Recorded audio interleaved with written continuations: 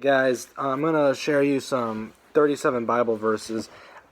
This about what that prove that we're not under the law anymore. But still, Romans 6:15 still says says that if you're not, just because we're not under the law, and now under grace, does that give us the right to sin? He says, God forbid. So that doesn't give us a license to sin. I know this may be some radical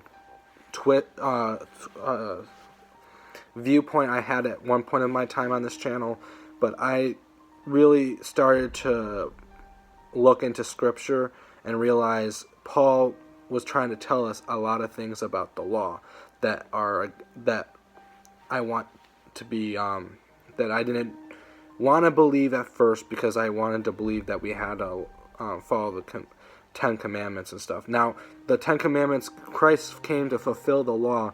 Now they gave us a heart of flesh, and gave us and removed our heart of stone, where we will have His commands in our heart, in His hearts. What are the two commandments He gave? They were sincere in the beginning.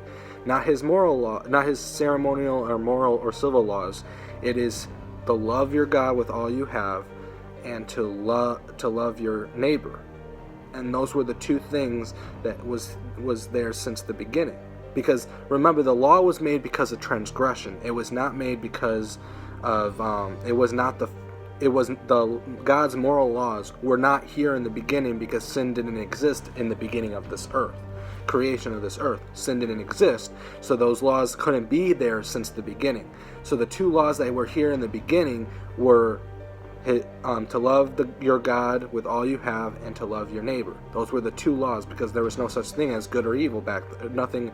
There was no evil back then, And so we're going to go through 37 Bible scriptures that prove that Christians are not under the law. Acts 15:10 says the law is unbearable yoke. Romans 3:20, the law reveals sin but cannot fix it. Romans 4:14, if the law worked, then faith would be irrelevant. Romans 4:15, the law brings wrath upon those who follow it. Romans 5:20, the purpose of the law was to increase sin. Romans 6:14, Christians are not under the law. Romans 7:1-6, Christians have been delivered from the law.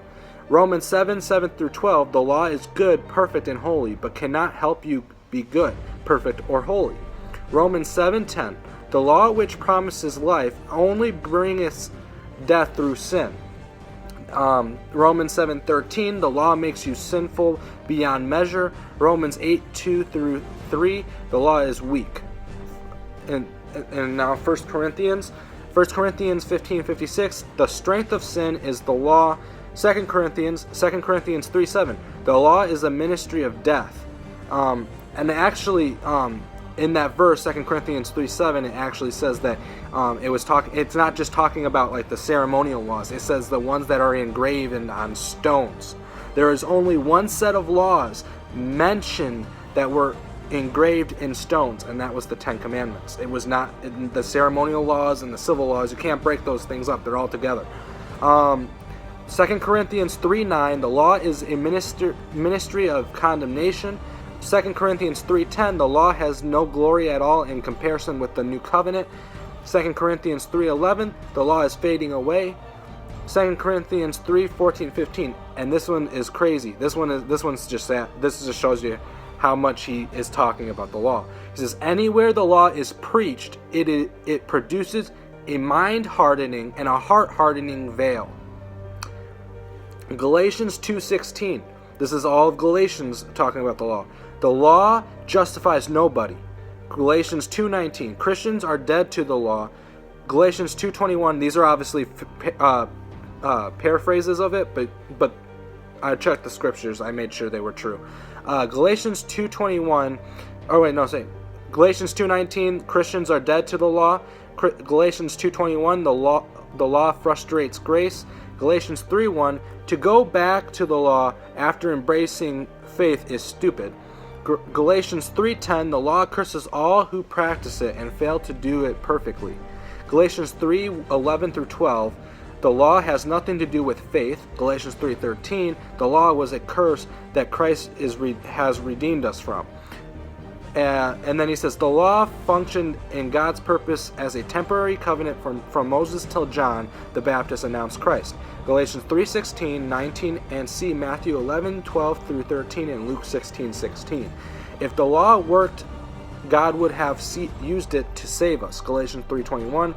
The law was our prison. Galatians 3:23. The law makes you a slave like Hagar. Galatians 4:24.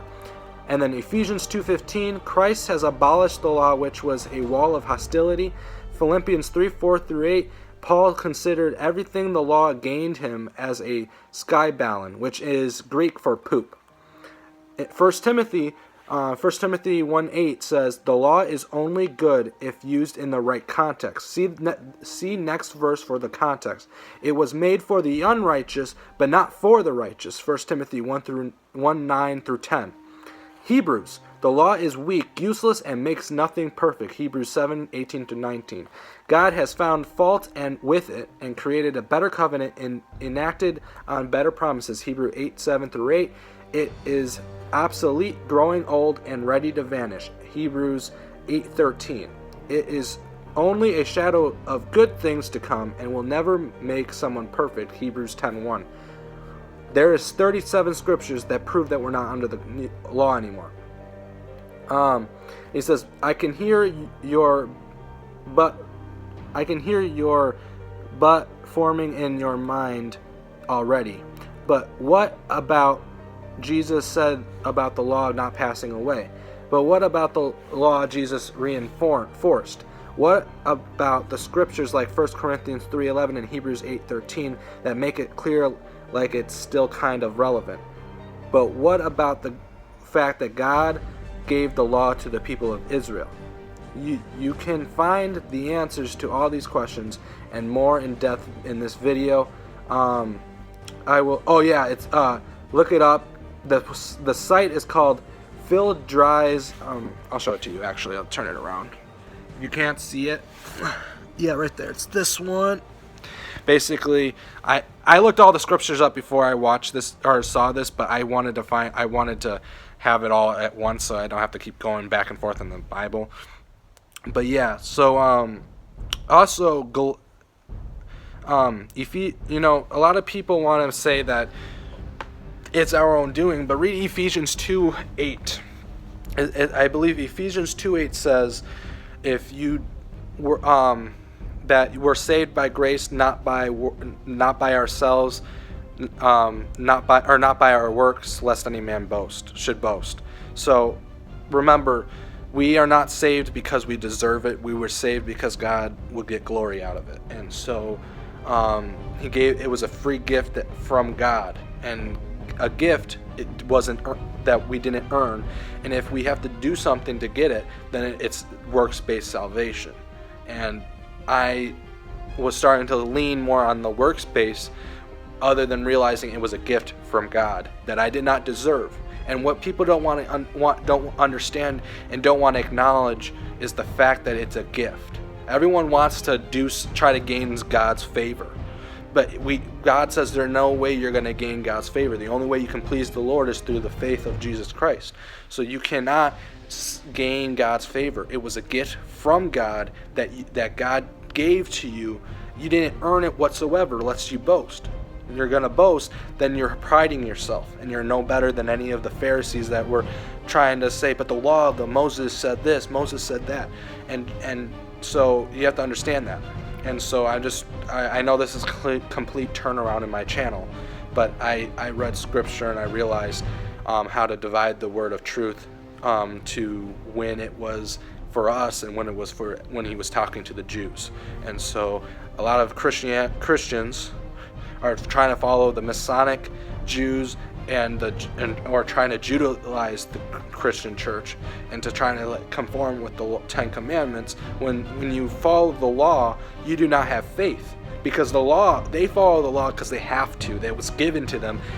But see, God doesn't want people being mindsets and having to try to go check mark everything they did right. He wants a relationship. He's like a parent to us. We will make mistakes, and that does not give us a license to sin. Read Romans 6:15. That makes it very clear that doesn't give us a license to sin. But it does tell us that we are his parents. He is our God. Paul mentions he is our God and we are his people. And so he is a father to us. And what does a parent do? A parent disciplines their child. So the father will discipline you. He will discipline you, but that doesn't mean he hates you. When you're part of his providence there and stuff, there's nothing that will take you, not even Satan will take you away. You might fall, but you'll get back up. And so that's just a part of it. And a lot of people want to talk about it. Now, there is extreme grace preachers out there, hyper grace preachers. There's extremes. There's extremes on both ends. There's legalists and then liberalism. Faith-based liberalism, not politic liberalism, but faith-based liberalism. And basically, the people on the left take too much out. They think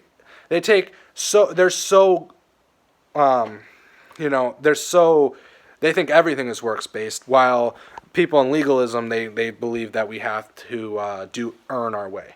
So there is extremes on both ends, but I want to be aligned with Scripture, and so that's what changed me. It was when I was praying to God, and I read through Scripture and after Scripture, and then I read Galatians, and it basically said that the law was our schoolmaster until the promise was given to us, and now that we live through Jesus Christ, that schoolmaster is obsolete, and so it was nice to read that. So God bless, guys, and enjoy the rest of the night.